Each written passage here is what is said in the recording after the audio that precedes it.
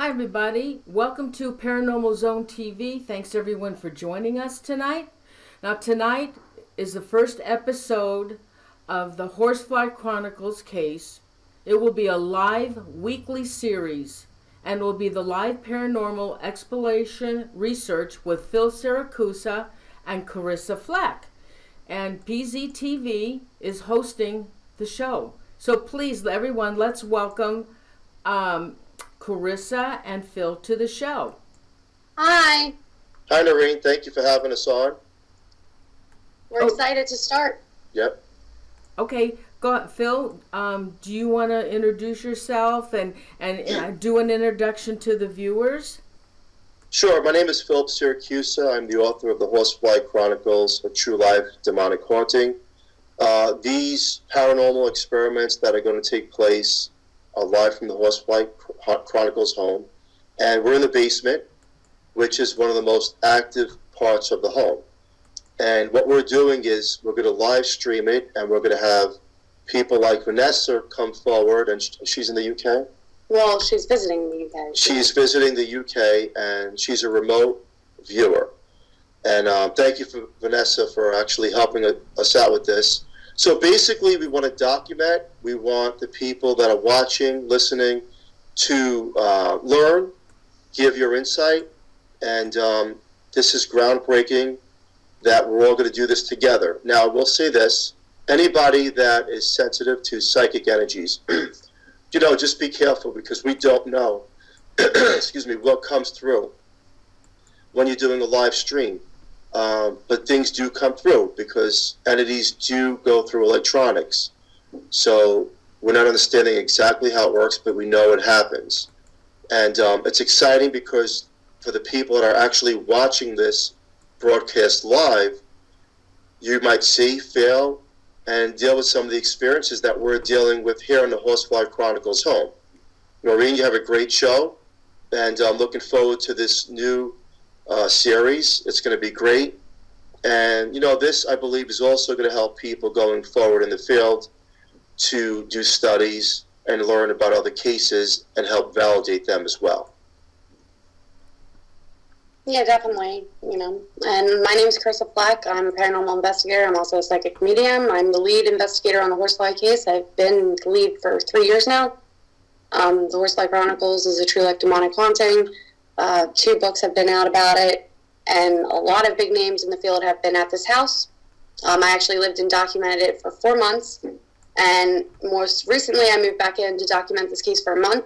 Excuse my appearance tonight. I am recovering from the stomach virus, and I also forgot about the time change, so good times. But I'm really excited to have Vanessa on. She's actually a really close friend of mine and very talented remote viewer. I've been working with her ever since the Demons in Seattle case, where she told me things that she could not have known from seeing pictures of the house that were not online. Vanessa has previously read into the Horsefly case a little bit, but, I'm going to give her some time to dig deeper in and see if she can dig in. And I want to thank her for joining us, not only from the UK, but also on her birthday. Happy birthday, Vanessa. I love you. Birthday. And you are awesome. So let's just dive right into it. Let's introduce yourself a little bit. Okay, and thank you so much. That is so sweet of you guys. I'm Vanessa Hogle. I live in the United States, not here in the UK. I've got 2 books out. I've written Soulscapes and Given Up the Ghost, and I'm here researching my 3rd book. And I do remote viewing for different organizations and teams all over the world. So I get to get my hands dirty quite a bit. I did have the pleasure of working with Carissa one night on this case via talking on the phone and doing a reading. And it was uncomfortable. I did not care for it. I'm not going to lie. It was not my favorite night. Do you want me to go ahead and jump right on into that, Carissa? Yeah, Vanessa, I'm sorry for dragging you into it yet again. Oh, that's okay. But yeah, jump right into what you picked up, and let's see if you can pick up some more. Because you were dead on about a lot of things. Yeah, I'm prepared this time.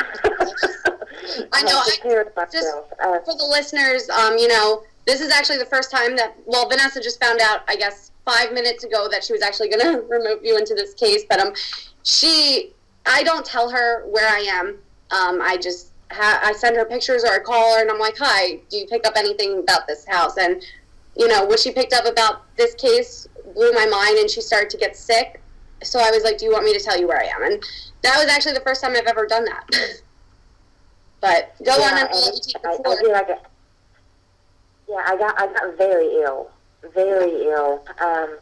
which was, that was odd for me to be hit so badly, so quickly by that. I actually had to, you can verify this with Carissa, I actually had to excuse myself to go and try and throw up, because it was just so awful.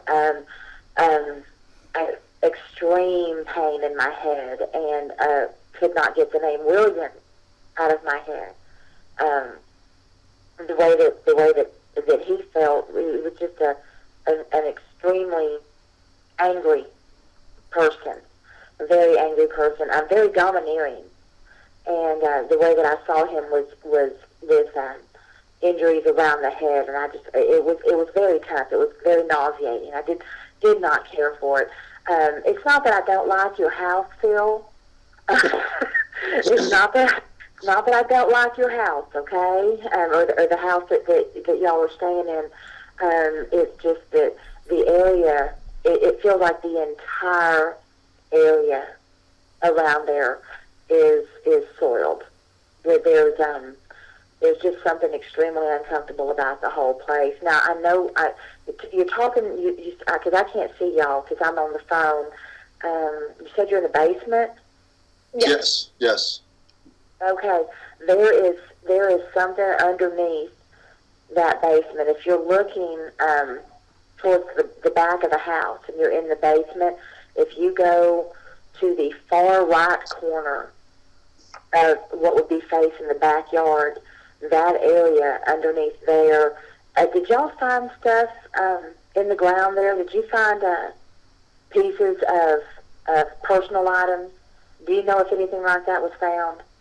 It's funny that you said that, because back in 2011, I had a pool put in, and they dug up the ground, and a couple of things we found, and they were some things from, I don't know where they came from back in the day, somebody's belongings. I don't remember exactly. There was strange things there, yeah. Well, the numbers 1850 are popping up into my head, and I don't know why, because I don't know what was sitting on that land at that time. But it feels like when you were doing that, when you found those items, that things began to escalate. Does that sound right to you? I think things happened before, but when those items were dug up, things began to escalate. There were a couple of issues. Like I had, my whole life I've been haunted, quite frankly, but when the ground was dug up for the pool, it was like a voice said, you did the wrong thing by digging up this ground. In my mind, I thought it was my subconscious, but that is true. Yeah, I don't, can I make a personal observation? Sure. Okay. I would beg to differ that you've been haunted all your life. I think that you're actually a medium. I don't think you're aware of that. I'm not. I'm being very honest. There's a very fine line that can be drawn. That we kind of straddle between being haunted and being one who communicates with the deceased. And I actually think that you fall more on the line of somebody that communicates with the deceased than just somebody who is constantly bombarded by spirits, like you're haunted. I think you have a stronger connection with them than even you realize, and I think that's something that you need to discuss at greater length with Carissa, because I think she can help you with that while she's there. Oh, I've been telling them that. You've been telling them that? Oh, yeah, since I met him. Okay.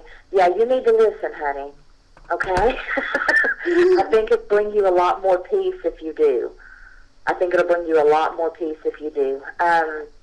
Now, the thing is, there is also, I'm not certain what direction that the back of that house faces, but the southwest corner of the house, to me, feels like a hot spot.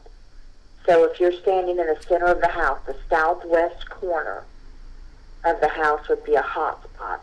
And there's something there that is extremely, it feels like it goes between being threatened and being threatening, almost as if it's like a dual personality. So you can go into that area and you're going to feel drained or violent. Drained or violent.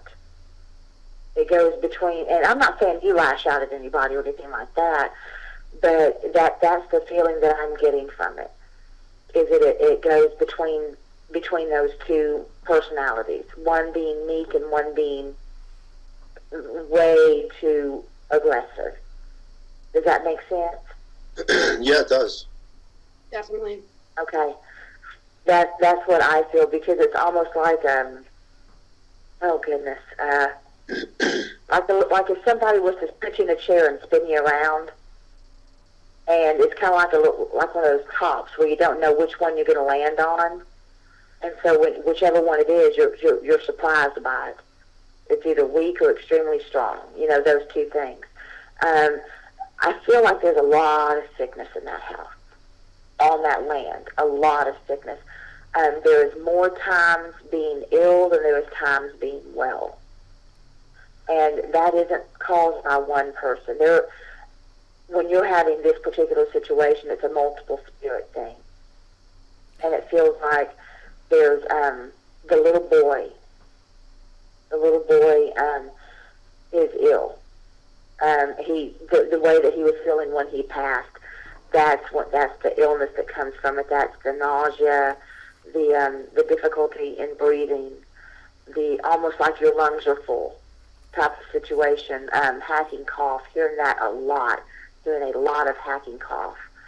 The headaches and the pain at the base of the skull that kind of wraps around your head, that comes from William. There's also a woman that tends to follow around in the kitchen area, and there's oh crap, what am I trying to say here? It's like almost like a shuffling sound. Mm-hmm. Does that make sense? Oh yeah, okay, that makes sense. Like she doesn't pick her feet up. Now, who That's is when she? she walks, you kind of, Elizabeth. I don't know who that is, but that's the first name that I hear. Okay. That's interesting. And there's no nickname. Why? Is there an Elizabeth that's attached to that? I'm trying to figure it out, but it kind of makes sense. It does or doesn't? Does. Okay. Yeah, there's no nickname. There's no Beth or Betty or anything like that. It is Elizabeth. It would really be interesting to look up the files of whatever place resided there, if there's any record of it before, because she does feel like there's she feels like the same time frame as William, but I don't know if they're together or not. She's not a big woman. She's mousy, kind of. She's mouthy? Very, very, very mousy. Oh, mousy. Okay. Yeah. Yeah. Is mousy. she the one that I hear? Say that again? I hear female disembodied voices in the house, like of an older lady. Is that her? Yeah, I would put her in. I wouldn't call her old. She's older than me. I'm 44. I would put her at about 50, maybe 53. Okay. It's about how old she feels to me. She's. I know this sounds weird because I mean, it doesn't. I don't know what type of history is in that area, but she has a very strong, almost Puritan feel to her. You know, like she, the no makeup, drawn face, hair in a bun. No, I mean, the only thing feminine is the dress. The only thing feminine, and she, like I said, she's very mouthy, and she shuffles. She shuffles a lot. She does not pick up her feet when she walks. That would drive me insane, because that's all I can hear. There is also, I want to say that what was ever there originally had an outbuilding, and it feels like there was, like that was where animals were hung, like to dress. And it seems I would put that back away from the house quite a bit, but I feel like there's that smell that kind of wafts up, that you can smell when you're on the property, and it smells like rotten animal meat. That's very interesting that you say that. I'm never going to go into it, but yeah, you hit something dead on. Okay, yeah, because it's funky, because I can actually see the meat hanging, and it's got flies all over it. It's like it was hung there to cure or to be processed, just like if you went out and shot a deer, you'd have to have it processed, right? Well, back in the old days yourself, or even hell now, sometimes you do. But I can see it's hanging there. It's got flies all over it. So it's like somebody hung it there, getting ready, and just completely forgot about it. And it's very disturbing to see it. I can see it plain as day. It's bothering me. And it smells to high heaven. So that's not good. I also want to say I knew there was a pond, or there was a water source or something near y'all. Clarissa confirmed that the last time there was a pond down the way. There has been, I don't know if all of them have been recorded, but there have been multiple drownings in that pond. And that area right there has a connection to where you are.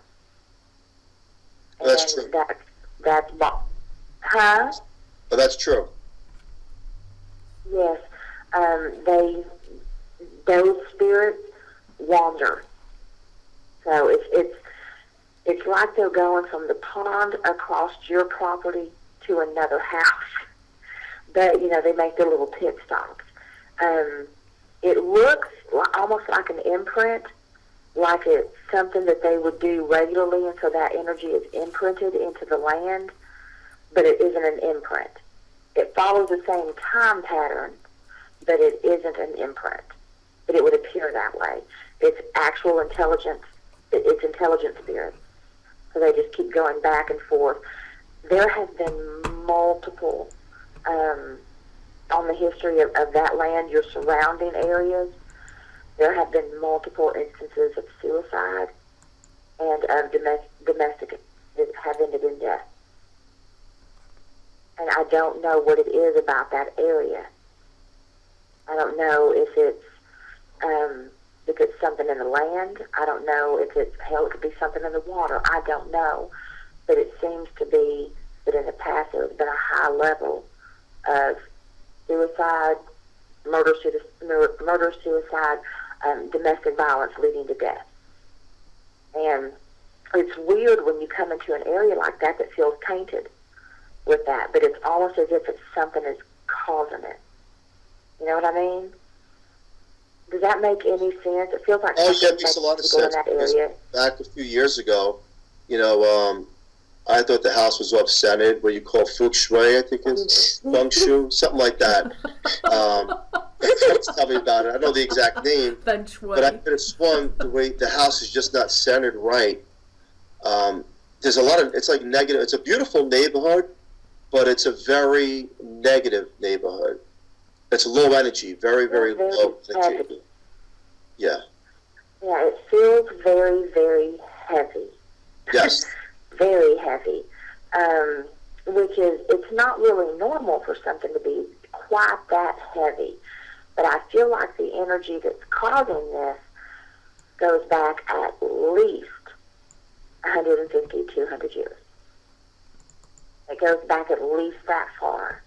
I actually want to say, and I don't know if this is true or not, but this is what I'm being told, is that there's also been a lot of sightings of, and I hate to use this term because because it has a negative connotation. But there's been a lot of UFO sightings in that area as well.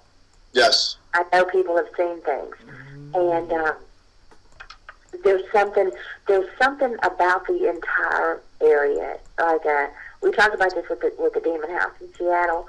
That if you were to kind of hover above the area, it's almost got a bullseye on it. You know, It's true that you say that. Glass it out. It's true, because I've had paranormal teams here that inside the home is ghostly, and in the backyard it's alienated, where they see these things like these balls of light shoot away, and no one could explain because they don't have anything to do with each other. And then we've had a couple of time lapses, and more frequently is a flash of light that comes from nowhere. It's this burst of light, and all over the house. Yeah, and we can't explain what's going on here because quite frankly, I don't know. I don't know that part of it. Exactly. It would be interesting to. I don't know if there's a library close to you that has, those old records that you can go back and look through the old newspapers and stuff. I would highly recommend, if you haven't already done that, or if you have done it, dig deeper. There's more, not just of that house, but in that whole area, and you're going to find a connection. And it would be interesting to see if you could graph out where instances have been notified, where they've been spotted. And I'm going to get a big old map and graph it out. You're going to find a pattern. If you could patternize that with the time frames that they were stated to have happened on, and the locations, you're going to find a pattern. And I think that that's going to be a huge clue as to what you're dealing with. Is there a nuclear power plant or a power plant anywhere near that area? There's a power plant. Yeah, it's about a mile away. Okay. That's driving me crazy because there's a hum. There's a humming. It's funny that you say that, Vanessa. More lately than before, because I've been here on this case for 3 years, but lately I've noticed, even in recordings on any device, if I stand in a certain part of a house, there's this humming vibration sound. It almost sounds like I'm in a vacuum cleaner. Yeah. Yeah, it's like it's a weird radio wave, a weird frequency. Mm-hmm. Yep. And it's the kind of thing that if you had to listen to all the time, you'd want to open up a vein. Mm-hmm. Oh, yeah. It would drive me absolutely batshit crazy. That's making me nuts because, I can hear that, and it's weird because I can hear it, but I can also see it. And it's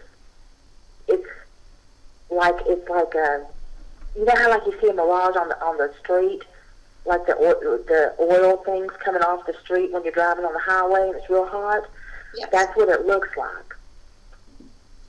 That's what it looks like. I would say for probably, I'd say it's from like a 2 mile radius. It just kind of branches out and just comes in this big circle, and that's troublesome. Because all that is doing to me is feeding whatever it is that's causing all of this. Is there a reason it's there's gotten also stronger? been, pardon? Is there a reason that humming and vibration sound has gotten stronger in the house? Because it has. It's increased. I think that it's being drawn, that it's being pulled closer to you guys, because it feels like a crescendo. You know what I mean? Yeah. Like it's building up to something. Also, because I'm seeing this, and I don't know how this fits in, but there's been some really strange animal deaths. Like wild animals, almost like and even some domesticated ones. But maybe, I don't know, behind y'all's property or closer to the pond, or I don't know if there's farmers out there, but there's been strange animal deaths, like unexplained animal deaths. This property used to be a farm. Okay. It's really weird. Is there any way to research that? Because it's like death without reason. Well, it was called Eul's Farm back in the day. Uh-huh. Okay. This feels like unexplained, like they just dropped. For no reason. Just boom, dead. Not all of them all at once, not that, but they just died. And there's no disease, there's no trauma. They just dropped. And I can't figure out why, but I mean, I can see them. And it's not just your standard like cows, it's sheep. And it's also happened to coyotes that are back there, because I can hear coyotes. I don't know if you've got coyotes anywhere near that property, but I can hear them. But yeah, they just drop. They just drop for no reason. It's almost like they have little heart attacks and die, which isn't really common among animals, you know. There is, okay, I'm seeing this back behind the area. How close are you guys to like a very, I wouldn't call this a mountain, but it's a fairly well sized hill? Pretty close. Yeah. Okay. On top of that hill, to me, there is, I would be very interested for somebody to spend the night up there. There's something going on up there that has to do with what's going on where you guys are. I think she's talking about the hill that I have. Is there a hill behind y'all? Yeah, it is kind of behind us the way it is, right? Yeah. Okay. Yeah, because I wouldn't call it a mountain. It's definitely just a hill. It's a steep one now. Yeah, it's a steep hill. Yeah. Yeah, but it don't feel right. It's almost like the hill's watching you. Does that make sense? I don't want to say the hill has eyes, because that's a movie and ew, it's gross. It's a good movie. It's like the hill's watching you. It's like there's something up there watching you. Does that make sense? Yeah, I mean... It does, especially that you had said about the alien thing, you know, because a lot of it wasn't revealed. I had experiences in another home in 2007 in Easton, Pennsylvania, and it was documented by other people as well. So the fact that you picked it up and I never spoke to you before is very interesting. Very interesting. Well, thank you. That's what I apologize if I'm kind of all over the place, but it's late as hell here. So, but yeah, I mean, it's just the thing is, it isn't that I'm getting like, you know, like a demon or anything like that anywhere near where you are. But there is, you know, malevolent energy. But it's not focused necessarily on you. I think anybody that would live in that house would have these troubles.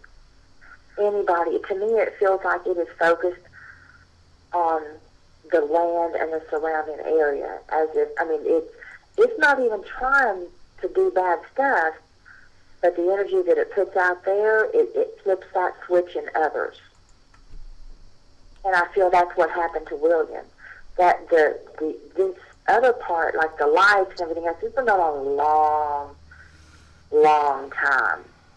And to me, it feels like something is making people in that area kind of go wacky. Does that make sense? It does and it doesn't at the same time, because I've always been followed by entities. Oh, no, I'm not. Yeah, I know you have. Yeah. Which might make you more susceptible. Yes. It might make you more susceptible. But I think anybody living there... Oh, yeah, well, the neighborhood has a high turnover. Yeah, I can totally see that, because it feels it doesn't have a welcoming feel. No, in fact, the people that I bought the house from in 2010, and it's a gorgeous home, but they were very unhappy. And I couldn't understand it. Yeah.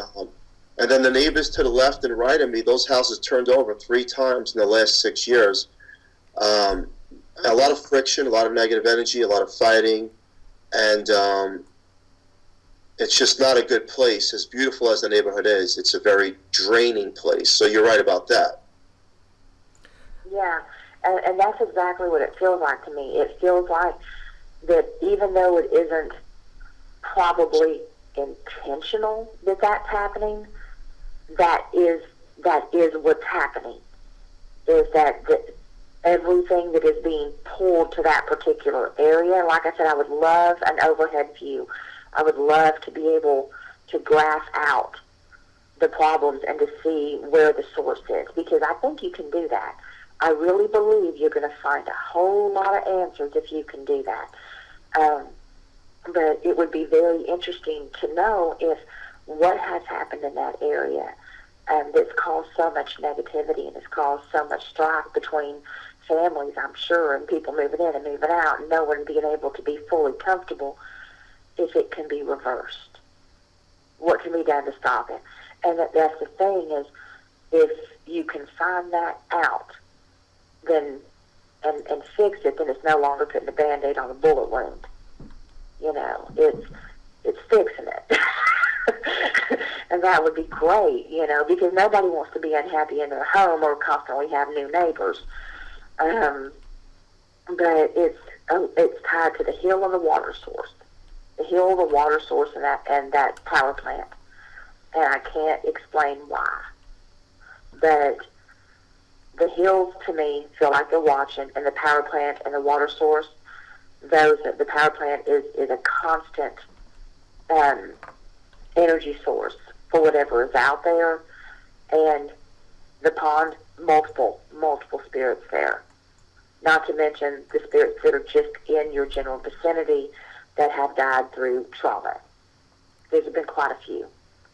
I don't know what was there, what part that played during like a wartime. It feels because it's weird because I see little arrowheads, but then I also see like metals, like a coin, like coins that are quite old. Have you found anything like that on your property? Arrowhead, when they dug up for the pool. Okay. Is that hill man-made, or is that natural? I'm pretty sure it's natural, but they put it in a road and... Yeah.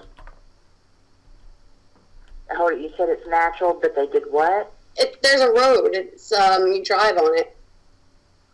But the hill itself is natural. It's really windy. Yeah. Can you check on that? Because they're not always. They put in hills all the time to put in a road. Yeah. And I'm just being told that I'm not saying that has anything to do with anything. Okay. But the fact that you found arrowheads makes me wonder if something was covered up. Well, there's a lot of Native American deaths around here. It's the Lehigh Valley itself is very well known for what happened with the Native Americans, and anyone can go look that up. He's right by the Delaware River, which also has something to do with it. A big battle, so it makes sense. Oh wow, really? Yeah. Okay. So I love history, but I don't know a whole lot about it. So not about that particular time in history, but was it fighting Indians against Indians, or was it Indians against white men? I think there's times where it's both. It just depends on what year you're going back to. Right around, I want to say, for the time frame that I saw the arrowheads, would have been right around like 1780. That would be white, right? Yeah. I'm pretty sure, yeah. Now, we got the land and the house. Now, do you pick up any spirits that are around him in general, that have been around him, besides his house? Did you know anybody named Elaine? Elaine?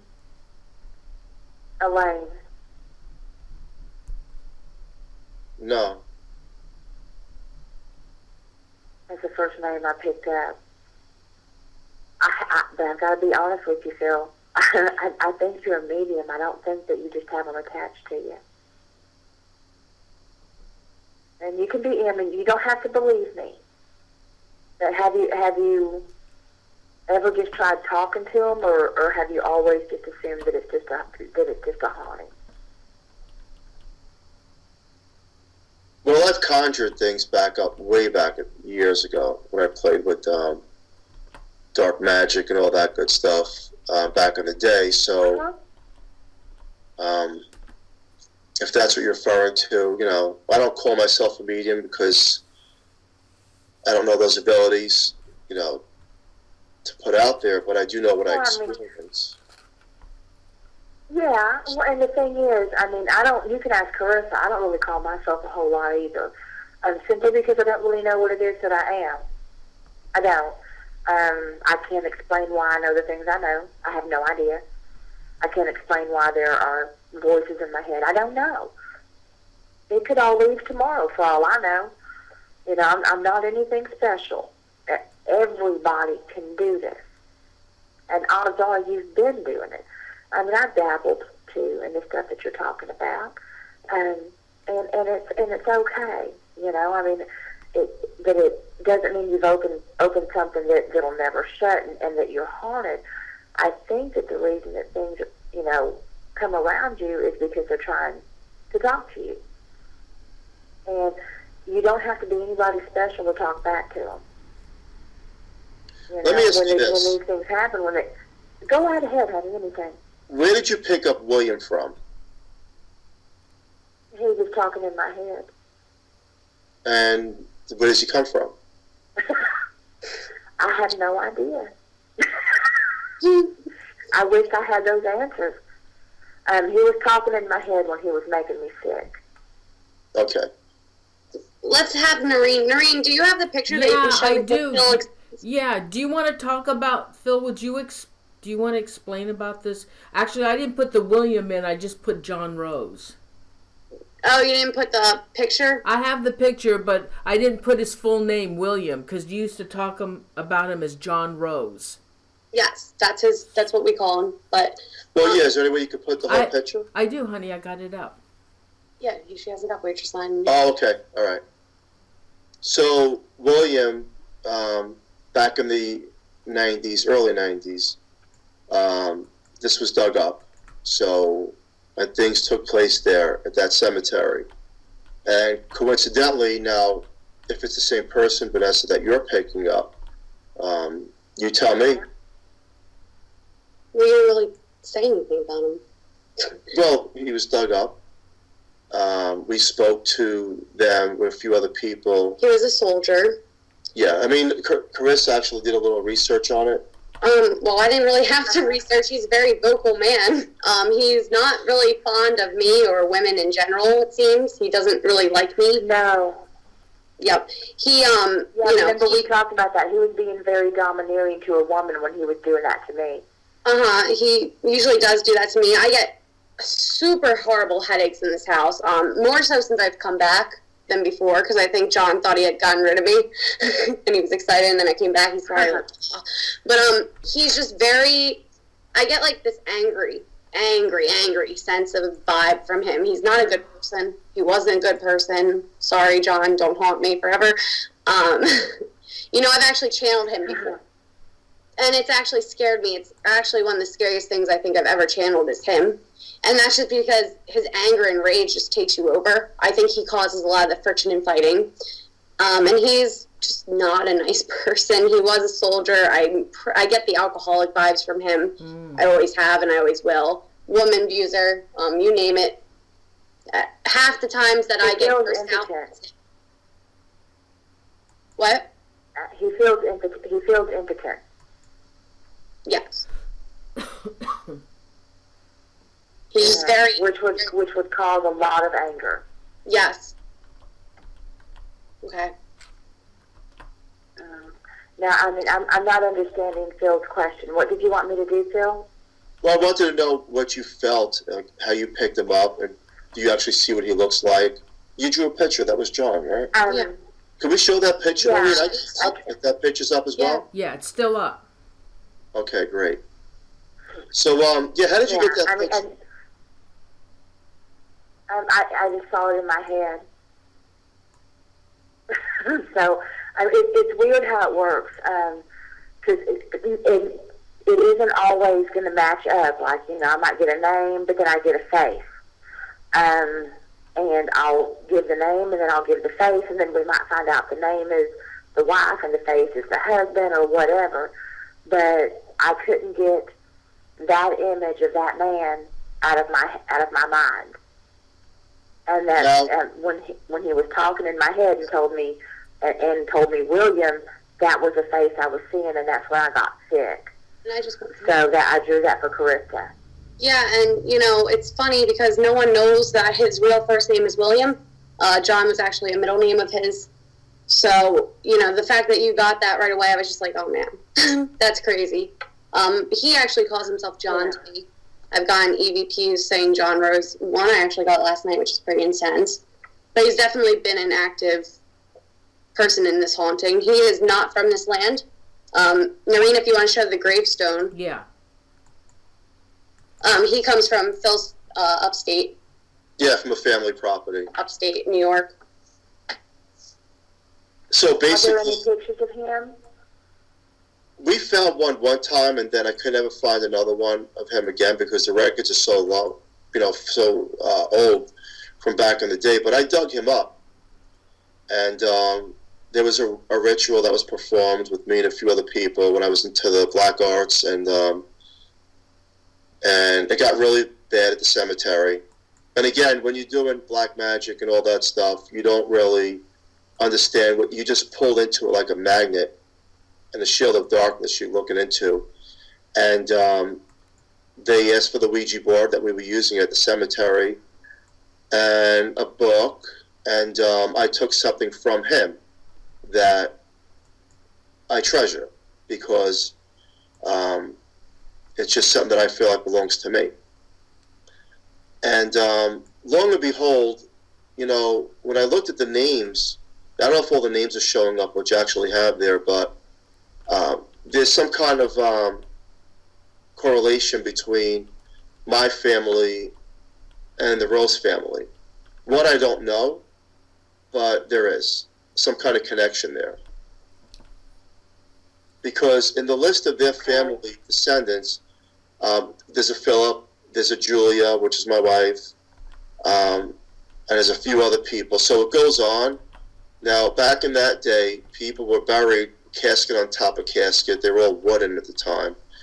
And so you disturb one, you disturb the entire family. So the fact that you picked him up in the home is interesting because when I first met Carissa, I think a month or two in, she started talking about this guy, which... He wants his stuff back. And I didn't pay any mind to it, but then she started to describe the cemetery and this whole scene. And I found that very interesting. And that you picked that name up as well. Yeah. I mean, he's not pleasant. He's not pleasant. Is there anything important about a pen? About what? About a pen. A pen? No. Yeah. Okay. Not that I know of. Carissa.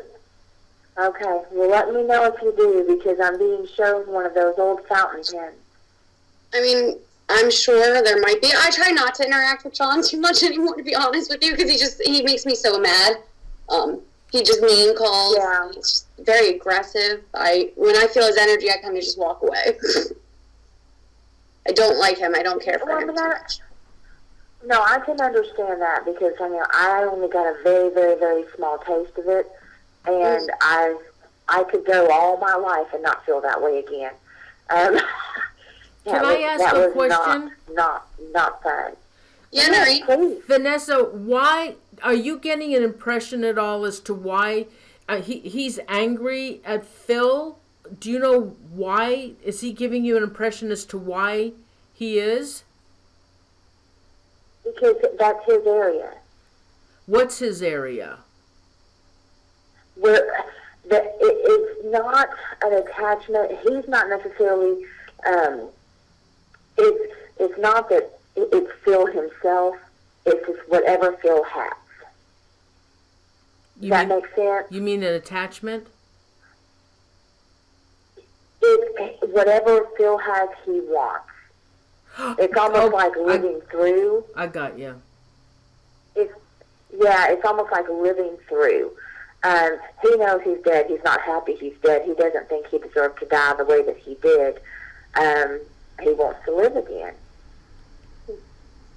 So whether it's living in human form or just residing in a place that he feels should belong to him and not to Phil. You understand what I mean? Is there a possibility? I'm trying to talk in circles. Is there a possibility that Go ahead, hon. Is there a possibility that he would try and take over Phil's body? Not on a permanent basis, but I actually think it's happened at least twice. Would Phil have known that? The first time, not during the sleep state, he wouldn't have. He would have more dreamed it. It would have been a very odd dream, one that would not have felt like his own. So, okay, wait a minute. So, Vanessa, Vanessa, if he comes into Phil, in a dream state, then what purpose does that serve for John Rose? to be able to feel again. Oh, I see. Okay. It's not uncommon. It's happened to me 3 times. And when I go into New Orleans, somebody just hops on in and takes me wherever they want to go, and then I wake up where they leave me. So it's not uncommon. But as far as with Phil goes, I would say it's happened at least twice. Once during sleep in a dream state, more of like a clumsy attempt to see if he could do it. And then the other one is more of like that quick, get in, kind of try them on for size, and then get back out real quick. And that would have been more in a fit of like extreme anger. And I think it would have been a time when Phil was uncharacteristically, did I say that word right? Uncharacteristically agitated. Someone asked in the chat room. Almost violent. Somebody asked in the chat room, does this John Rose want Phil's soul? No. He doesn't care about that. Okay. Yeah, no, the soul part he doesn't care about. He wants to still be able to do all the things he did when he was alive, but he could give 2 shits about a soul. So he doesn't care about that. So, is there a way that Phil can make this guy go? Does this John Rose intend to stick with Phil for the rest of his life? It's quite possible, yeah. That is quite possible. Can Phil get rid of him? Yeah. But it's going to take a lot of work. The thing is in the area that they're in, just like we were talking about with the pond and the hill and the that power source, that power plant, you have so many different things that are feeding that energy and that land and whatever comes on it, that it's going to take a lot of like daily struggle and concentration to make that stuff go away. And so it's as much of a commitment to make it go away as it is to research it and to study it. Now, can I ask you a question? Yeah. About John Rose, is there a past life connection perhaps to Phil and him and his family? But, you're talking about dreams. I know Phil has had vivid dreams about him. So have I, as a younger, different person. But I've had these dreams where he showed me things, and it's weird. I don't really think I'm connected to John. I hope not. I don't like him. But is Phil and his family? Oh, you mean is John connected to Phil? Yeah, in a past life. Is that what you're asking? Mm-hmm. Okay. It doesn't feel like there's like a familial connection. Mm-hmm. It feels like there is a connection now based on want and need. Okay. It doesn't feel past life at all to me. It really doesn't. It's more of like an opportune situation. You have Phil, who is a sensitive, whether he wants to admit it or not. So he's already open to these types of things. He has a history of, dabbling in certain arts, which makes him even more open to these things. And then you have a person who is deceased who recognizes this and sees this as an opportunity to attach themselves to him and to live vicariously. That kind of goes back to Isaac. Do you think John implanted the thought in Phil's head to do what he did? That's always a possibility, but I don't think so. I think it was more right place, right time. Mm-hmm. And I hesitate to say that that would have been the case, that he would have planted that thought, because then that takes the free will out of Phil's hands. And I just don't believe in that. By doing that, that makes it seem less likely that he is able to rectify the situation. And so I don't want to put that idea out there. I do think it can be fixed. I do think it can be changed. But like I said, it is going to take a lot of work. And it's more of a situation of Phil understanding the part that he is playing in all of this and what he needs to do and the control that he needs to take back in order to make this stop. Well, let me ask you this. Does that make sense? Yeah, Yes. Why did John want the Ouija board? Pardon? Why did he want the Ouija board? Yeah. See, there was a few of us in that cemetery, Why- and he wanted that board when we were using it. Honestly, I mean, it could have been any particular reason. I've never had a spirit ask for one, ever. So it could have just been along those lines of he wanted what you had. It just runs right down those lines. He has found in you something to envy. If you have it, he wants it. I guess it's a mutual feeling because he had something that I wanted. Thank you, right there. So that sometimes it boils down to the simplest answer. So basically, I have something that empowers me, and he has something that was from me that maybe brings him spiritually stronger into my life somehow, however he's doing it. So, there's serious nightmares I used to have when him and his family would come into them, and he would, his mom would say, "You want the board? Here's the board. Give my son back what's his." And I remember arguing with them in the dream. So he'll never get it back, and I'll never get the board back. So there's an even exchange. Mhm. Yeah, but it's also a connection. So you have to be prepared for that.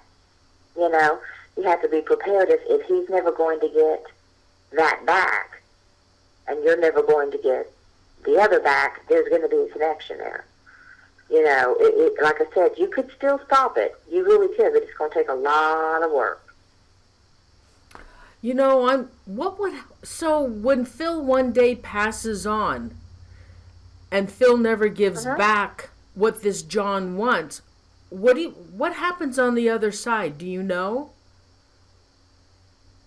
Well, this is what I've run into with the different ones that I've spoken with since I was 2. So for the last 42 years. Here's the thing. I have never been told by a spirit ever that there is a heaven or a hell. They've never said they've been stuck here. They've never said that they have no control over where they go. So, same being said, when Phil passes away, he's not going to be tied to that land or to another spirit after death any more than a spirit is tied here to this earth. They can come and go wherever the hell they want to. They can come and go as they please. Just because you don't hear, like if you have a family member die and you hear from them for a while and then you don't hear from them again, it doesn't mean that they went anywhere. When they need to come back, when they want to come back, they will. I've dealt with that for 42 years, and I've never had it been told to me by spirits any other way than that. So I believe that might be, if he chooses to not work on it right now, that might be the connection breaker. Because Phil he no longer will have that connection. Interesting. Does that make sense? I've never heard of that before. Now, Yeah, I've never, not one time, and I've asked them. I've asked them, and I've never one time had one tell me that there was a heaven or a hell. Not once. And I mean, I've talked to hundreds, if not thousands. Wow. Because I've said 42 years worth. I got these people in my head almost 24/7. And I've asked. And they'd come go as they damn well please. now, I have a question for you. I know we're almost out of time because you are in the UK. It's really late there for you. But do you pick up any other children's spirits here by any chance? I don't know if this is the name of the little boy that we've discussed previously, but there's also the name Tommy. That just came to me. I want to say he is about 11, and he's a much stockier fella than That's someone related to me. that I saw before. Pardon? That's someone related to me in my life, yeah.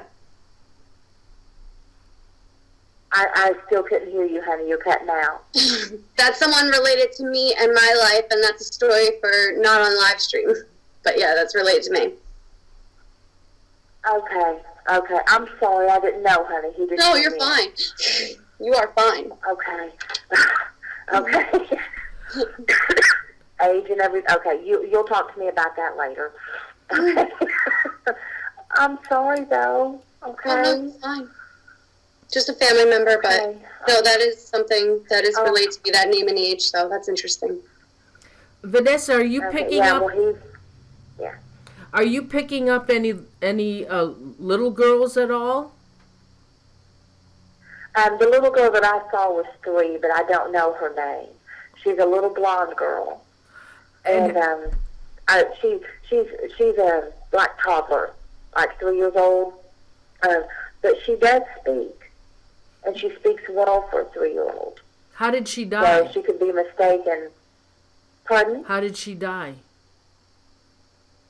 And it actually feels like she did not die of natural causes. On that property? It doesn't feel natural. Yeah, it feels like that she had a pillow put over her mouth. So wow. Phil, It's an uncomfortable feeling. so that land that these houses, that these homes are built on is really bad land. I don't like it at all. Phil, do you know At anything all. about your property? Anything about the land? No, I just know that it's a very negative feeling. It doesn't feel right. I do know that. It's a high turnover in the neighborhood. What I've dealt with my entire life, this just opened up that whole another door living here in this house. And quite frankly, no one's even happy in the neighborhood. It's, I can't understand it, but I guess I can in one aspect. It's very negative.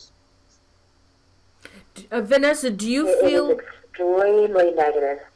So the spirits that are possibly coming in and out of Phil's home, they're extreme negative spirits. Are there any of them demonic in any way? I haven't felt the demon at all. I haven't felt demon at all. And I have a saying, if somebody is poopy in life, they're poopy in death. So that I feel like the bad energies that are there, they were just negative people in life. But here's the thing, Phil, and I would love to know what the other people in your neighborhood say. They don't just go to your house. They don't just go to your house. This is happening in more houses than people in your neighborhood are talking about. And I know it makes people very uncomfortable, and they don't want to talk about that. But it's true. Are these negative And spirits? it's one of the reasons. Are these negative Pardon? spirits? Are the negative spirits that come into Phil's home? Could they cause any of the family members harm? Through illness, yes. Through illness. Through illness, yes. Through not through physical harm. They're not going to physically harm, but there is so much exhaustion that comes with some of these that it's like a wear on their immune system. Could these be their body's self-defense. Could these be life-threatening?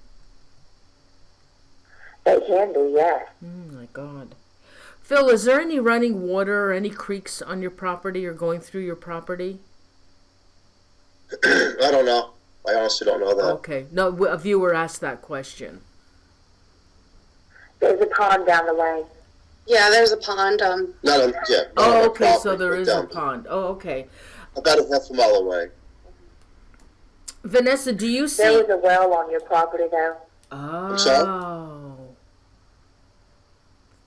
I didn't catch that. What'd you say, Vanessa? There was a well on your property. Oh, that explains... Yeah. It was. Right back in the farm. Could that little girl have been thrown down in that well? I don't know.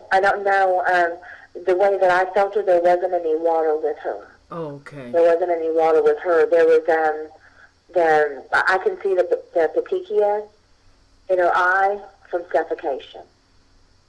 Oh.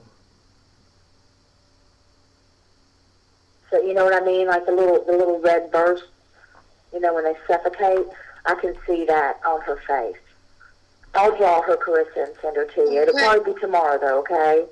Okay, that sounds good. I know it's late, and I know you're tired, and, Vanessa, I just want to say you hit the head on quite a few things again. I love you, and I love using you for my cases, and everyone, you need to check out. Phil, you have anything you want to say to Yeah, her? thank you very much. Oh, you're very welcome. You're very, very welcome. And I'll be, if I do this again, honey, it won't be so late. I'll be back on my game when I'm in the States. Thank you so much. No, you were good. Oh, you're very welcome. Well, y'all have a wonderful night, okay? I'm going to go to bed. All right, Vanessa, thank you. Good night, Vanessa. You're welcome. I'll talk to you later, hon. All right, Thank sounds you. good. Bye-bye. Bye. Wow. So what do you think, Phil? I think that she hit a few things, not everything. She didn't pick up Sarah. I tell it the way it is. Look, I call the shots the way it is. She's good. She picked up a lot, but then there was other things she just didn't pick up on at all. 100%. Yeah, so, it's kind of like a half and half. I was waiting for her to pick up because I see the shadows here of Sarah, not the full apparition of her. So I was waiting for her to pick her up and say, Sarah's here. Now, Sarah's not 3 years old. She's like a 12-year-old with dark black hair and dark eyes with a white complexion. But she's good. Everybody picks up something different. I dealt with a remote viewer back in the summertime. I was on a radio show. Dennis? No, somebody else. And he had said that underneath the property was flowing water. And he had picked it up through remote viewing as I was talking on his show.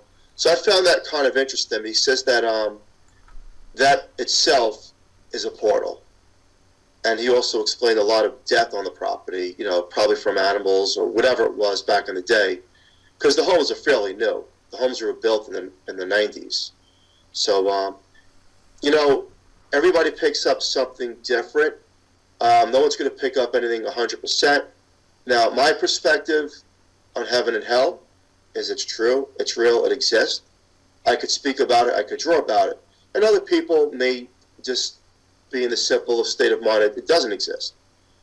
I'm not here to argue or debate. I can only tell about my experiences of what I know I went through, what I believe in, and where I am today. Why do you think that is, Phil? From psychics and mediums, everybody says something different about heaven and hell. I want to finish that. Go ahead. Because of the simple fact that not everybody is meant to believe or understand everything. And quite frankly, if we all believed in the same thing, life would be boring. So people have a different perspective on what they think heaven or hell, and even if it does exist. However, some of the people that have crossed over to the light, come back, and had these experiences or came in the reverse, they could talk about it, where another person might say it just doesn't exist. And that's okay. We can't prove everything to everybody. We're not meant to do that. But we are meant to try to explain to people that can maybe try to understand and grasp with an open mind. And for those people that don't believe, that's fine as well. It's just that in this lifetime, they're not meant to understand it. That's all. And I just want to jump in and say there's certain rule books with the dead. They can't really tell us too many things. And I know that as a medium, I've never really had them tell me about heaven or hell.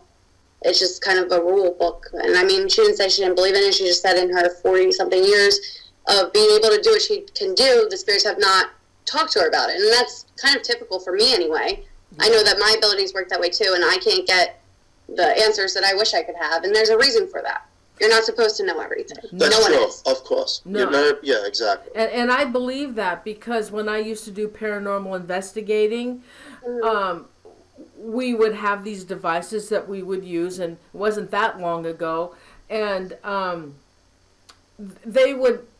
I would communicate with them with the digital voice recorder or a K2. You remember the little K2, the lights would blink off. And when they were happy to answer me by blinking that light off, and I gave them instructions on what to do on as far as the blinking lights. But there were certain questions they would not answer. All communication stopped when I went there. Yep. Exactly. When I as a paranormal investigator and psychic, I always try to get those answers that everyone wants. And, it's funny, I never get them. I get the simple ones, like, what's your name? How old are you? You never get the, no. Or what side are you on? Where are you? Exactly. What happens when you die? And it's a reason for that. You're not supposed to know. But there's a flip side to that, whereas in people like Phil that remember past life experiences and dying or being reincarnated, there's been a lot of recounts of them. There's been a lot of stories. That's one flip side. Also, the people that have died and came back and told their stories. So, there's just boundaries to the spiritual world. We're not meant to be able to grasp everything. No. And that's okay. But I do want to say that Vanessa, her picking up, she might not have picked up Sarah, which is a disappointment to me because I would really, really want to know more about Sarah and where she comes from. But the name William, the fact that no one knew that about the first name, and kind of his general temperament and personality and down to what he looks like kind of blows me away because that's not something we've made public until now. Everyone just thought his full name was John Ropes. And that's not anything that has ever been out there. So that blew me away. And another thing that Vanessa told me is, she was mentioning that she got sick after reading this house. She got violently ill. Now, the next day she messaged me and told me that she had flies all over her windshield, which was strange as well. And she didn't know that I was in the Horsefly Chronicles case at the time of doing the reading.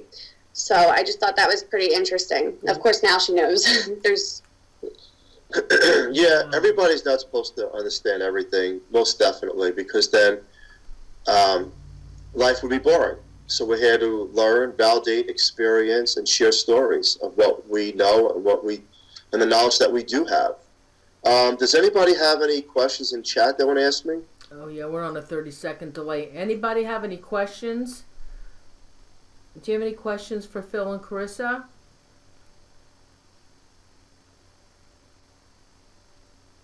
It'll be a 30-second delay. Oh, Okay. Okay. Oh, yeah. Phil M. wants to know, why did Phil take that object from the person's grave? Surely that would cause bad energy.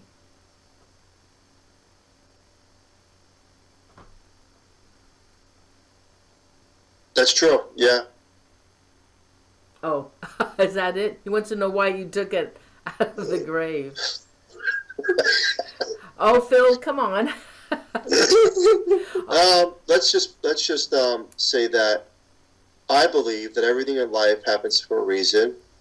Some of us are drawn to certain things that we feel should be ours. Why, I don't know, because let's face it, there's never a solid answer behind every mysterious thing. It's only a lot of questions. but I felt like, and I still feel like, it's something that truly belongs to me. And I can't explain that. I really cannot explain it, but it's something that empowers me, which I will be talking about on a future show, that is mine forever and will be passed on when when I want to pass it on. Why did you get involved with this John Rose guy? Are you allowed to say that? Yeah. My family back in the early 70s bought a property upstate New York, and I had talked about it previously on your first show that I was taking over a property, and these beings told me that this is the land that your family's going to purchase. And lo and behold, they purchased it in, I believe, 76. And there's an old cemetery, 1800 cemetery on the property that my father had purchased with it. You're talking about a lot of land. And about a year or two later, my older brother, I don't know what drew him to start digging up that particular grave, but he did. But he didn't go all the way because a beautiful day turned to thunderstorm and lightning, and there was about 25 people at the grave, and we all ran back to the cabin. And then I remember my father telling him, I was about 10 years old at the time, to bury it back up again, and then he did by himself, and the weather turned out to be beautiful again. And that story went around Staten Island, New York, as if that was like a mysterious thing that happened back in the late 70s, early 80s. Well, lo and behold, in the early 90s, when I started to tamper with King Solomon's work, the Book of Gosher, and I was really getting into the darkness of rituals, and it was me, my cousin, my younger sister, her ex-boyfriend, and I had this brainstorm.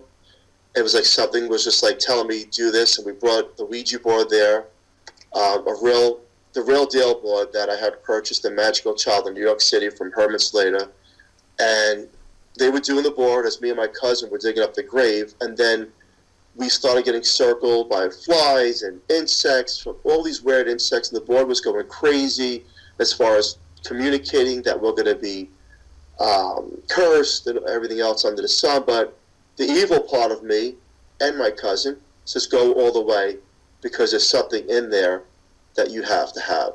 And it started to get violent, where everybody was starting to argue, and these insects just were biting us and all this other stuff. And lo and behold, it took a while, but I opened up that casket, jumped in to get what was there, what was told through my mind, what was there.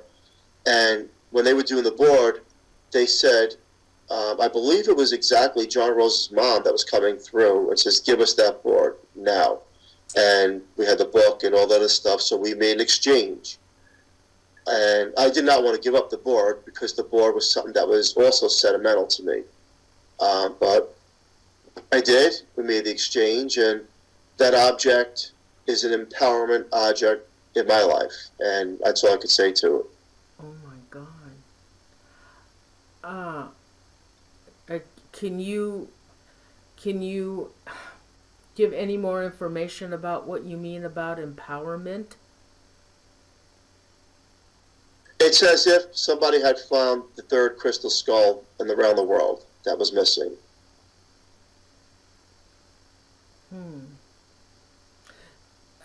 That Ouija board, have you ever thought about going back and digging it up, or is that the exchange you made and that's the way it's going to stay? That's the exchange I made. And okay. Does this John Rose come to you in any of your dreams other than oh, he does? Oh yeah, back in 1996, I was with an ex-girlfriend. We were in Dansville, New York, and I was into this deep dream, and all of a sudden, John Rose and his whole family were on the property, and his mom was holding the board, and she was like, here, take this. You want this? Take it. Give my son back what's his.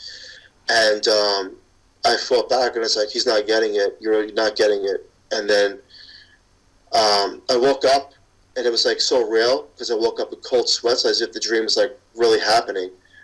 And then in 2002, I had a really violent dream with him in it. and we were just fighting with each other. He wanted that thing back, and it'll never happen.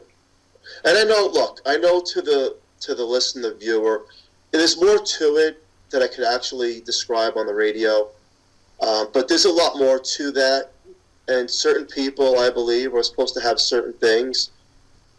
And one day we will get to that part of why it's in my possession. And it will always be in my possession until it's time for me, when I'm ready to cross, it's going to get passed on to somebody else. What do you think will happen to that other person? Do you think that this object that you took, and that when with John Rose being so attached to you and the object, do you think that would be acceptable for somebody else? Do you think that maybe some harm would come to the next person that has that object, and it wouldn't be acceptable for John Rose? The object does not bring harm. The object brings empowerment, right? Not harm. John Rose I know. brings the haunting, okay. But the object itself is very powerful.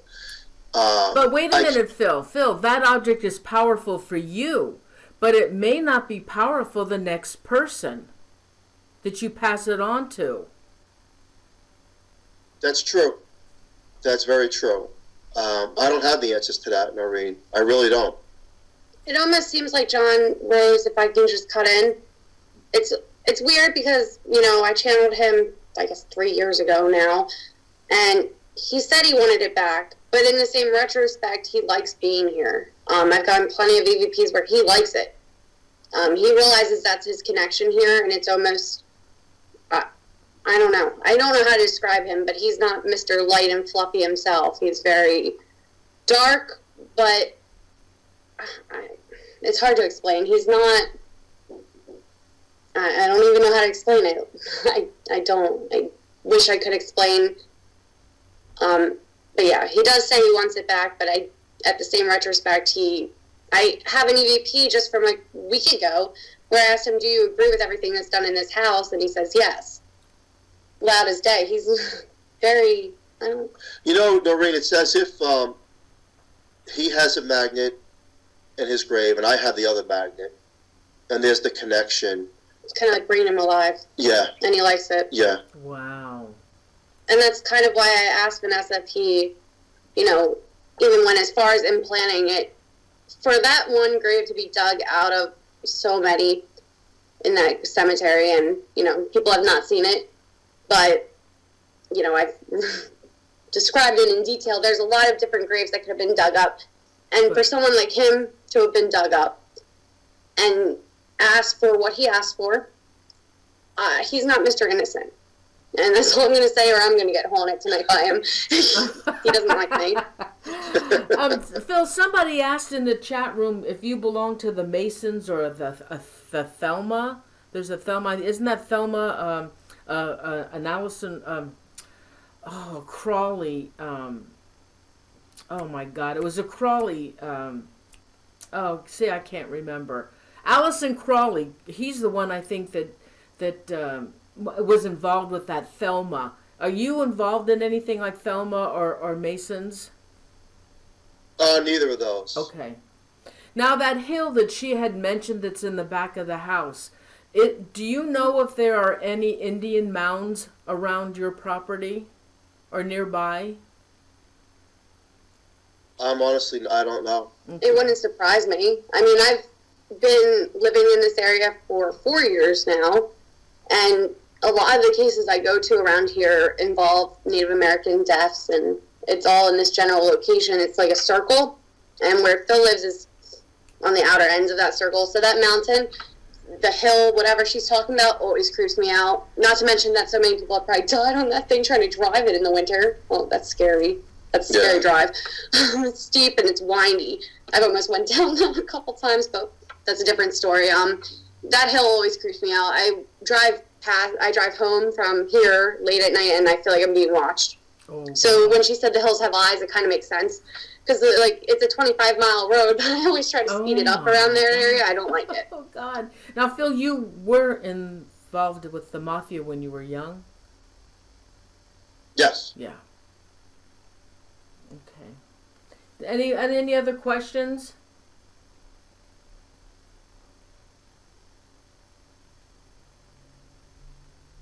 Guys, didn't have any other questions for Phil?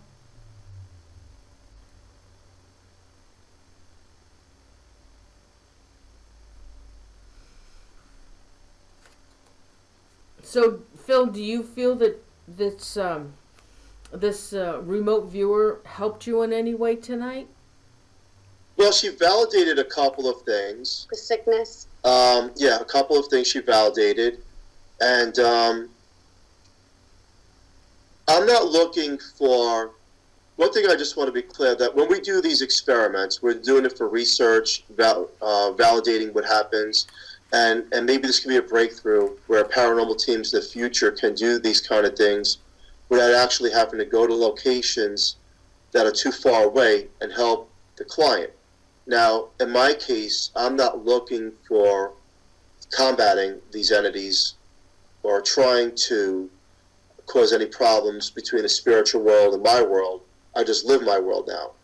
So having said that, when someone comes in and as a remote viewer or psychic or a medium, we're just documenting and validating and showing the world how it works, what we understand it, and that's as far as we go. We're not going to as far as trying to remove anything anymore. So as far as her trying to help me, she validated a couple things, not everything. It's good. It's good information that, and again, so on this first episode, what we learned today is that remote viewers are good. They do work. Not everybody's 100% on picking up everything, but that's okay. Because at the end of the day, we're still learning, and it's like putting a puzzle together. So each episode that we do going forward, we'll be putting that puzzle slowly together. And the other episodes, today was a light episode. Nothing dark came through, which is good. There's no negative feeling here right now. It's actually pretty light. It's probably upstairs because that's where the friction was tonight. Probably. So it's experimenting and understanding and validating. Now, the fact that one of the things that raises my eyebrows is that she had talk about alien connections to the land or Eastern Pennsylvania, whatever it is, because I did talk about that previously on a show, what happened in 2007. So lately, there's been a lot of light flashes that I can't explain. Can you? No, but it's been, they've always been light flashes. And at first, you think it's just a portal opening or closing, and that's kind of what I've always been taught about those big balls of light. But lately, it's like during the day, it doesn't matter. It used to be really rare, and it's kind of picked up, and it used to only be downstairs. Now it's moved up. It's like the haunting has moved up a level as well, if that makes sense to anyone. Anyone that knows this case knows that it's mostly been in this basement. It's gone upstairs every now and then, but it seems like the upstairs has gotten a lot heavier too. So it's interesting. I don't know exactly what it is, but that's the point. None of us are experts. None of us know 100% of anything. That's why I like working with so many different people in this field and so many different psychics, so many different paranormal investigators. It's just you can learn something from everyone, and I believe that everyone has a piece of the puzzle. The piece of the puzzle that Vanessa brought tonight was, she talked about the sickness, the headaches. William, which no one knew, and that still blows me away, because I even forgot that, to be honest with you, Noreen. I forgot that his real name's William because I'm so used to calling him John. That's how he introduces himself. That's how he talks. That's the EVPs I get. So it just blows me away that she picked that up.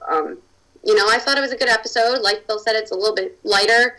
We're going to be doing a lot of different things. We're going to have discussions like this sometimes. Sometimes we're going to be doing evidence review. Sometimes we're going to be actually investigating and bringing more answers with other people on the line as well. So I'm excited for this, and I think it's going to be a great series. Mm-hmm. I do too. I really enjoyed this tonight. Now, Phil, you mentioned aliens. Yes. Okay. What is the connection with aliens? Well, I had an episode back in 2007 in my old house. It's an old Victorian, Eastern Pennsylvania. And, I thought it was a hallucination or a bad dream, not understanding exactly what was happening, until the neighbor I was talking to the next day, which was a Saturday morning before I was going to work, and he says, "Did you hear about the UFO sighting?" And I wasn't understanding it. I wasn't grasping it. And then from that point on, it made the papers. and then I put a thing on my Facebook. It actually got recorded to the UFO files. So it's on my Facebook. Someone documented what they seen, and I've had the experience of dealing with these things. Now, to this day, I don't understand it 100%. And I always question, like, even when I go on some shows, I'm like, is there a connection between aliens, demons? Is there that intertwine? And a lot of the experts that we spoke to say there is some kind of connection there. There is. I don't understand it, but there is. So we're learning that as well, because a lot of the things that happen at the Horsefly home, they're haunting. Some are very evil, like that demonic type, but others don't fit into it. When you have a light shoot away, and these flashes of light that just burst and then go away, and it's like, what is going on here? There's something more to this. And me and Carissa did a radio show a couple of weeks ago, and when I was asking about the shadow people, and what was his name again? Mike. He's Mike. Haunted Road Media. Noreen knows Yeah, him. he yeah, explained Mike. That the shadow people, he believes, is interdimensional. And I kind of believe that too, because of my experiences here, that somehow there's an interdimensional thing going on. And we're actually going to have an episode on that with Mike Barra, and I'm going to try to get some of my other friends in the alien community on as well, and we're going to have a discussion. It's going to be in our discussion episode, and that's been in the works too. Oh, that'll be awesome. We're going to do this here on one of the episodes? Yes. Oh my Yes. God, that's going to be crazy. So I'll try to get all my little Oh alien yeah. buttons. Well, Chris and Phil have a lot of good shows coming up on Mondays. Don't forget, everybody, this will be an ongoing episode till they decide they had enough. Episode every Monday night with the Horsefly Chronicles case, and trying to find out what's the paranormal phenomena that they're experiencing in Phil's home. And Yes. yeah. Anything? And also, I'm sorry, Noreen, I just want to add this, that I read one of the comments about a week or two ago that, someone says, well, how come there's so many different layers to Phil's story? And I'm going to say this to the people that listen, that it is the story is hard to believe and understand. It is, most definitely. Because it's about a man that goes from heaven to hell. He remembers being reincarnated. He remembers being pulled through a portal of light into the physical world, born, shadow people, demons, alien encounters. And some people say, well, how could one person have experienced all this? I'll tell you straight out, and I'll tell everybody that it's true. I cannot prove everything. But we're going to bring the best people to come forward and help us validate some of the claims that I do make. Some of them. I don't expect everybody to believe everything, and I know that it's hard to understand how could one person deal with so many different things. Because on the flip side, I'd probably question it myself. That is why, to this day, I still have paranormal teams come to the home. I still, we're doing these live streams as a paranormal activity investigation, and we're going to have a lot of quality people come forward. Quality, the key word. Because it's not just my word to the listener out there. It's not. It's not just my word. I want other people to come forward and talk about what they think we're exactly dealing with and to what level we're dealing with it. And we can bring it to and help others that might be experiencing the same thing. Now, Carissa's living into the case once again. And I have to say that it is not easy to live into this home. It is not. I'm serious. It's not. I know you don't see demons and you don't get punched in the face by things. No.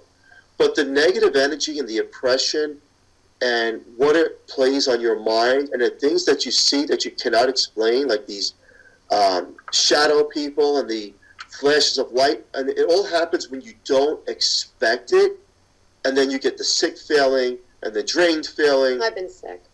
And you go up and down, up and down. It's like you don't know if you're going crazy at some point in time.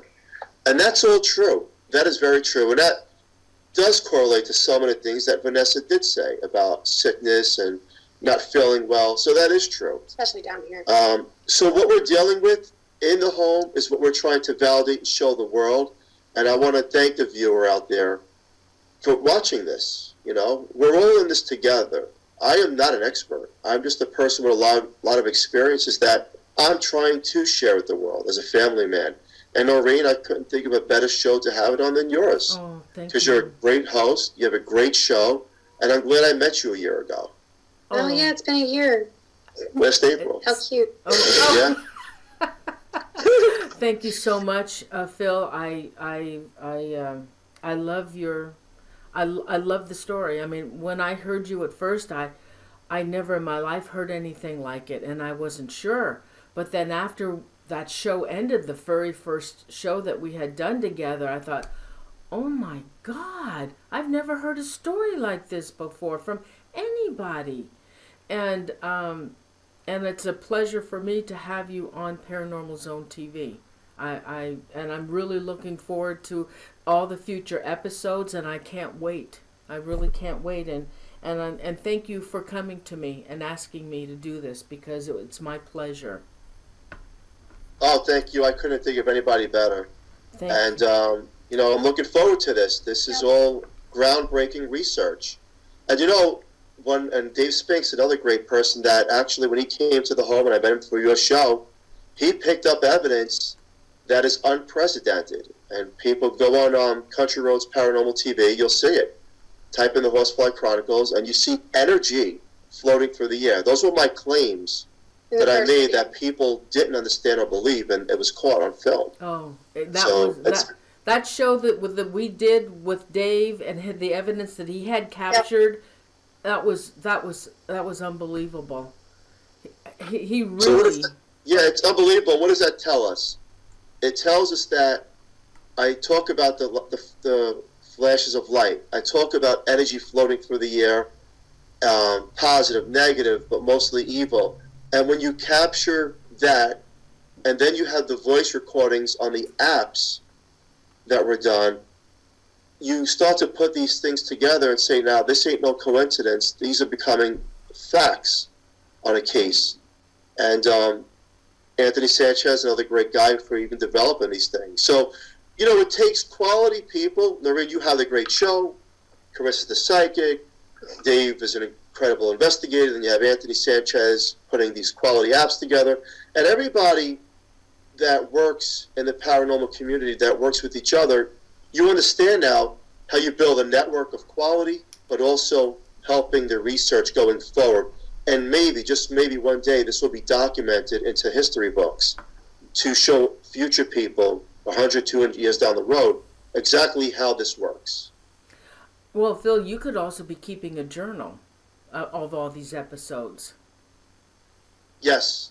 And me and Chris were actually talking about that. Yeah. I think that's a good idea. I think that thank you for opening up your arms and having us on your channel. It's exciting, and I can't believe it's been a year since we've met. Oh, I feel like I've known you guys for a long time. Phil, I love you to death. You're back east Italian. I'm Italian Sicilian, and there's just a connection because I was born in Philadelphia. I'm from back east, and there's just a darn connection. I just feel it with you. Oh yeah, there is. One day maybe we get to break bread together. Oh yeah, and you're a Virgo, and so am I. There you go. Wow, that's great. I didn't even know that. So, and anyway, Phil and Carissa, again, thank you tonight for your episode. We look forward to next Monday. I can't wait to see the guests that you bring on.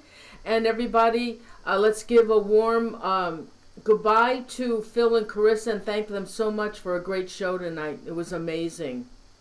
Thank you. Thank you. Live from the Horsefly home. Good night, everyone. Good night. Good night. Good night. Thank you.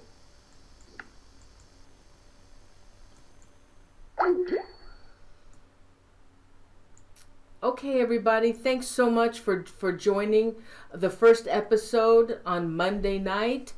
I'm really looking forward to future shows. This will be an ongoing every Monday until they decide they don't want to do it anymore, but I enjoyed it. And when we start getting into the other hauntings, like the aliens and whatever in the home, it's going to be absolutely amazing. So everybody, thanks so much. Man, we had a big crowd tonight. We had almost 100 people tonight. Thanks everyone for being here. Hey, don't forget, I think Dave is having a show tonight, a live show. They're going to do it late, he said. Don't forget, I have a show on Thursday, and the show is Reverend Mother Christina Rake. She works with Bishop Long, and James Long, and she's written a book, God and the Paranormal. So she's going to be my guest on oh my God.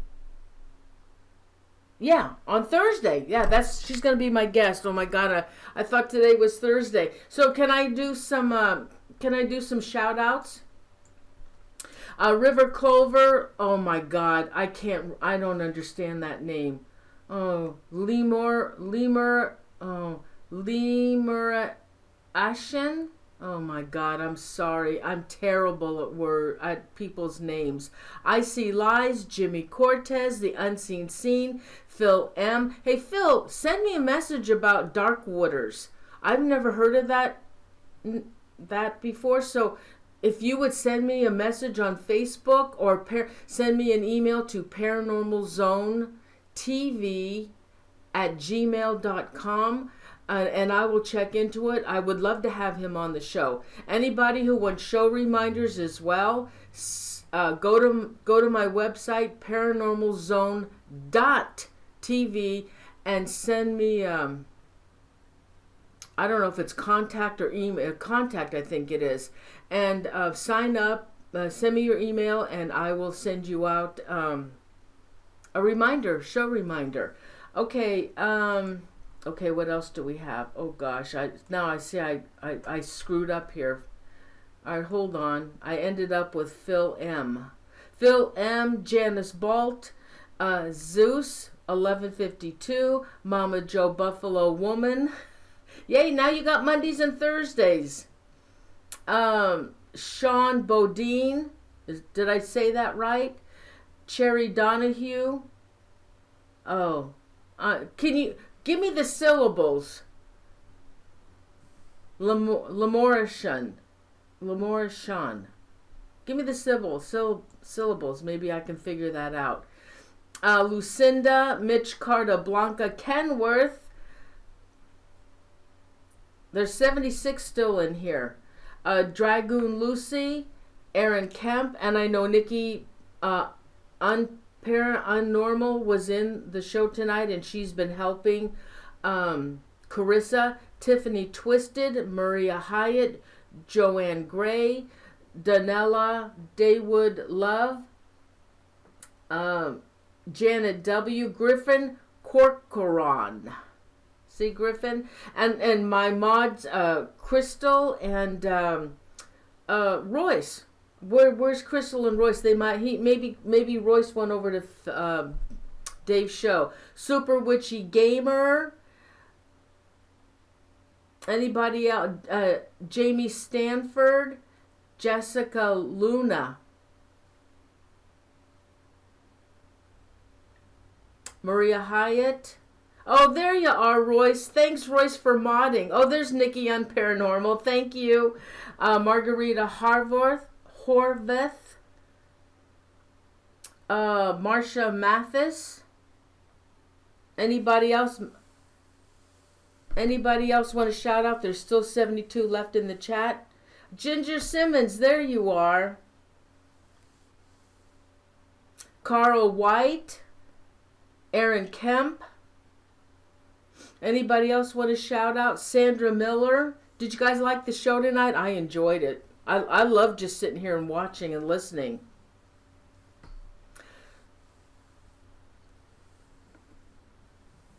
Anybody else want to shout out? Okay, so don't forget my show on Thursday. I'm really excited about that. I've never done a show, the paranormal, God and the Paranormal. I've never done a show like that before. Dragoon Lucy.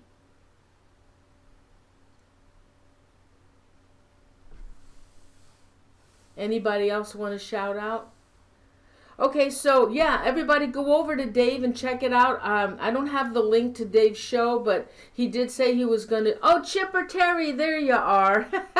He was going to do a show tonight. So go over. Let's go over there. I'm going to go get something to eat, and then I'm going to go over to Dave's show. Yeah, everybody do a group hug. Thanks so much for joining me on these live shows. It's so nice to see the crowd. We've grown, we've really grown. And Tiffany Twisted, we've really grown, and it's so nice to have a family, we're together every week, so it's really great. And now you have Mondays as well. I would do more shows, but I on the Thursday shows take so much research.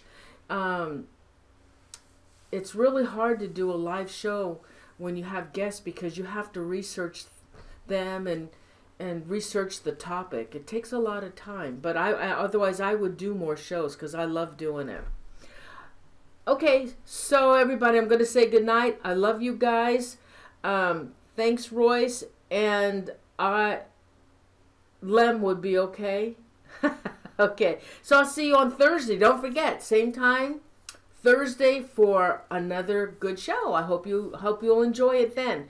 Everybody, please subscribe if you haven't subscribed to the channel, and if you give the show a like, I'm going to put up the likes and dislikes. Anita Ackerman, yeah, she works with Bishop Long, right? Oh, Bishop Long lost his best friend?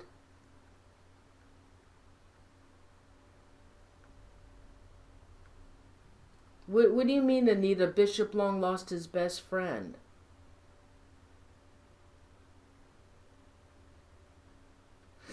Okay, guys, I'll see you on Thursday, and I'll see you over at Dave's show. Oh, okay, Royce. Thanks, Royce, honey. Okay, thanks, Nikki and Deborah Catterall. Thank you so much. All right. I'll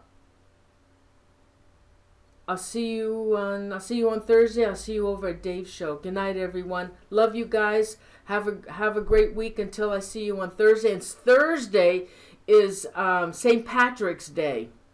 And I don't have time to cook a corned beef and cabbage. I'm going to have to cook one on Friday. So I'll see you on Thursday, and I love you guys.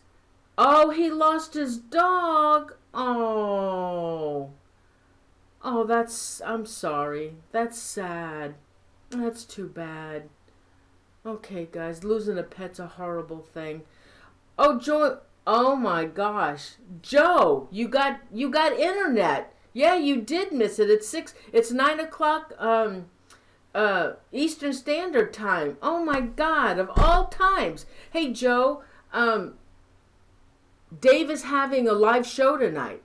So go over to Dave's channel. The only thing is, it's not on Country Roads. It's on his new channel, Society of the Supernatural. And I'm sure he's got the link up on his Facebook page. Oh, did I say hi to you, Willful today? Oh, okay. All right. Okay, hi, Joe. All right, so guys, I'm going now, okay? I'll see you in a little while. Oh, there it is. Thank you. All right, guys. Love you guys. See you on Thursday. Have a great week, and then I'll see you on Thursday, okay? See you in a couple of days. Love you guys. Thank you so much for being here, and so much for giving Carissa and Phil the support. I really appreciate it. Good night, everybody. I love you. Good night.